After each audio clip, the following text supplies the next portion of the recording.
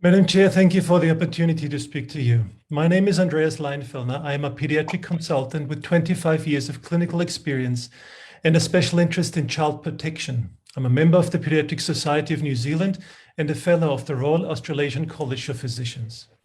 My biggest concern as a pediatrician is that this bill promotes gender-affirming therapy as the only safe and acceptable therapeutic approach for gender dysphoria, when it is neither of these.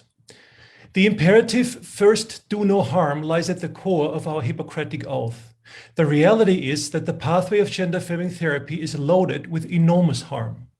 I am aware that my submission is in contrast to that of my society. However, I can assure you that there are many other pediatric colleagues who share these concerns, some of whom are reluctant to speak out for fear of the backlash. I want to touch on a few points in my written submission. First, puberty blockers.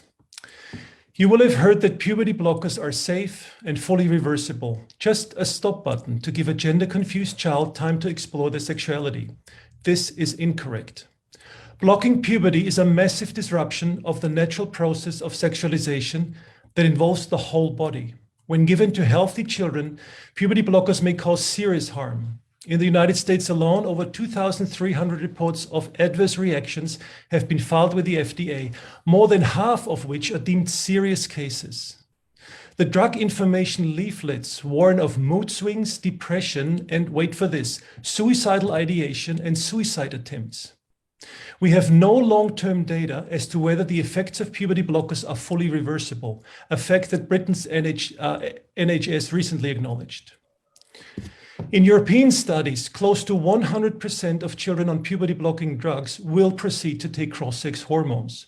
So instead of representing a stop button to pause and explore, these drugs are in reality more like an acceleration button down a pathway of dangerous, lifelong medication and often mutilating surgery. So by using puberty-blocking agents, one is actively blocking the very process that will lead 80 to 90% of children out of their gender confusion. Cross-sex hormones have dangerous side effects as outlined in my written submission. These powerful medications are taken for life. They have early onset irreversible effects and they will permanently sterilize the child. They are given in very high doses without any reliable data on their toxicity. We know that the adult male brain is exposed to estrogen shrinks at the rate 10 times faster than aging. This is after just 6 months of exposure. What will happen to the growing brain exposed to cross-sex hormones for life? This is a medical experiment on children.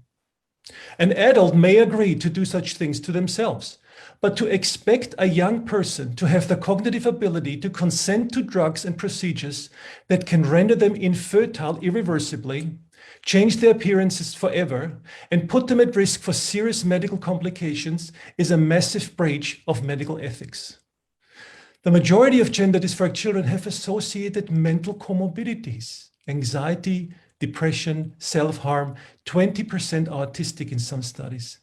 Some children have been physically or sexually abused and want to change their sex in order to be safe, like one of my patients. Parents come to my clinic doubly scared and confused that if they don't agree to gender-affirming therapy, they will be labeled transphobic and their child will commit suicide, a threat often used as emotional manipulation. And this bill would threaten to put them in jail. They are scared at the same time that if they agree, their child will go on a pathway of irreversible medical and surgical damage. But there's no evidence that gender dysphoria in a child by itself leads to suicide. And there's no study that has been published to prove that transitioning young children prevent suicide. The best long-term study we have is from Sweden.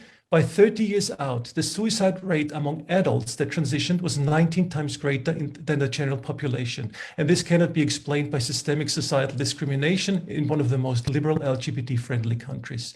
And as you know, Sweden's leading gender clinic, Stockholm's Astrid Lindgren Children's Hospital, has become the world's first to end routine treatment of minors under the age of 18 with puberty blockers and cross-sex hormones. So in conclusion, what is the right thing to do to help a gender-confused child?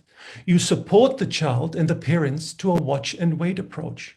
Kindly and lovingly contain the child's confusion while exploring the underlying reasons. You treat comorbidities with individual and family therapy and professional counseling. Prevent the child from the pathway of harmful medicalization. Trust the normal pubertal hormones to do their job, as they will lead most children out of their confusion. After all, gender dysphoria is a cry for help and not for hormones. Thank you.